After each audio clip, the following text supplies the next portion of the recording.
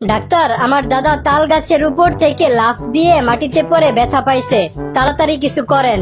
এই নেন গুড়া কৃমি মারার ওষুধ। দূর মিয়া, আপনি কি আমার সাথে ফাইজলামি করেন? আপনি আমার দাদাকে ব্যথা কমানোর ঔষধ না দিয়ে কৃমি মারার ঔষধ দিতাছেন কেন? পুটকির মধ্যে গুড়া কৃমি কামড় না দিলে তো এই বয়সে তাল গাছের উপর ওঠার কথা না, তাই আগে আপনার দাদার গুড়া কৃমি গুলা মারতে হবে। বল্টু, তোর বাবার নাম কি? স্যার, গরুর পিছন দিয়ে যেটা বের হয় আর প্যান্টের ভিতর যেটা নড়াচড়া করে। মানে আমার বাবার নাম গোবর্ধন। বল্টু, তোমার সাথে আমার কিছু গুরুত্বপূর্ণ কথা আছে।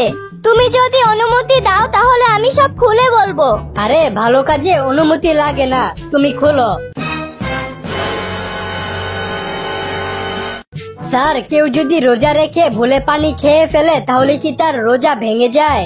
না, ভুল করে পানি খাইলে রোজা ভাঙে না। আর যদি কেউ ইচ্ছা কইরা ভুল করে পানি খায় তাহলে?